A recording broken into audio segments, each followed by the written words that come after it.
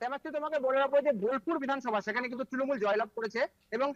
ফলে কিন্তু এখানে যে বোলপুর পৌর এলাকা রয়েছে 22টি ওয়ার্ড, সেই 22টি ওয়ার্ডের প্রায় সবকটিতেই কিন্তু বিজেপির কাছে তৃণমূল ধরাশায়ী হয়েছে এবং সেই কারণে কিন্তু বারবার হুমকি দেওয়া হয়েছিল এবং ভোটের আগে পর্যন্ত হুমকি দেওয়া হয়েছিল প্রত্যেকটি ওয়ার্ডের কাউন্সিলর এবং তার অনুগামীরা যারা রয়েছেন, তৃণমূলের দুষ্কৃতী যারা রয়েছেন, তারা কিন্তু এই সাধারণ মানুষদেরকে হুমকি দিচ্ছিল, এমনটা অভিযোগ। সেই মতো দেখা গেল বোলপুর পৌরসভার 18 নম্বর ওয়ার্ড, সেই 18 নম্বর ওয়ার্ডের তৃণমূল কাউন্সিলর তাপস সরকার, তার বিরুদ্ধে মূলত অভিযোগ যে তিনি ভোটের আগে থেকে এই পরিবারকে এবং এই এলাকার বিভিন্ন যে সমস্ত সাধারণ মানুষরা রয়েছেন, যারা বিজেপি সমর্থক যারা রয়েছেন, তাদেরকে কিন্তু বেছে বেছে হুমকি দিতেন এবং জানিয়েছিলেন যে ভোট পেরিয়ে গেলে তাদের উপর কিন্তু অকথ্য সন্ত্রাস নেমে আসবে।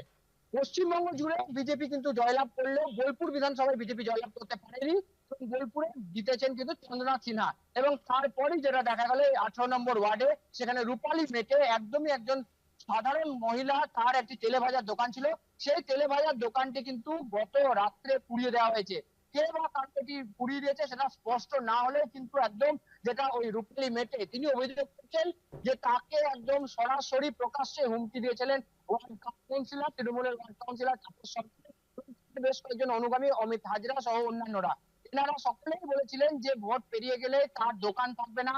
থাকবে না। যেহেতু তারা আশঙ্কা করছেন যে পশ্চিমবঙ্গে বিজেপি ক্ষমতায় এসেছে, যদি ক্ষমতায় বিজেপি না আসতো সেক্ষেত্রে হয়তো আরো বড় ধরনের বিপদ হতে পারতো, কিন্তু তার একমাত্র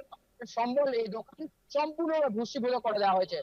যদিও এই ঘটনার পর থেকে কিন্তু কোন রকম ভাবে তৃণমূলের যে নেতৃত্ব রয়েছে অর্থাৎ এই তাপস সরকার, যার বিরুদ্ধে মূলত অভিযোগ ওয়ার্ড কাউন্সিলর, কিন্তু খোঁজ পাওয়া যায়নি। তিনি কিন্তু যেটা জানা যাচ্ছে যে ভোটের রেজাল্ট অর্থাৎ 4 মে দুপুরের পর থেকে তিনি কিন্তু নিপাত হয়ে গিয়েছেন, কিন্তু তারপরে তিনি কোনো গোপন ডেরায় বসে কিন্তু এই ধরনের অত্যাচার গুলো চালাচ্ছেন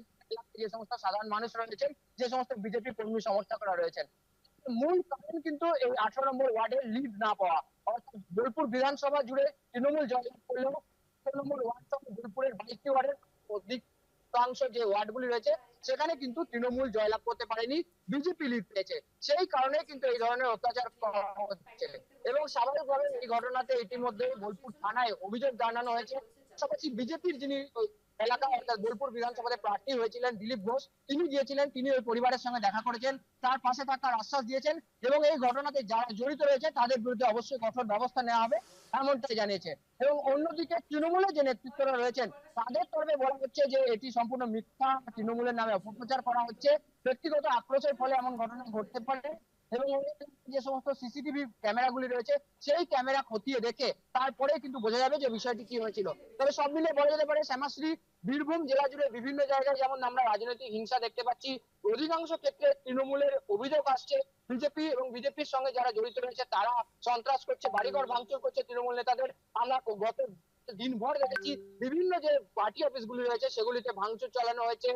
আগুন ধরিয়ে দেওয়া হয়েছে, তৃণমূলের যে পার্টি অফিস এবং বাড়িঘর নেতৃত্ব তাদের ভাঙচুর করা হয়েছে।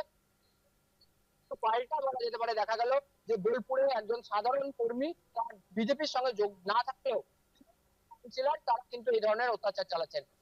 এই ঘটনাগুলির পর থেকে কিন্তু বীরভূম এবং সাবেকভাবে বোলপুর আর উত্তপ্ত সেটা বলার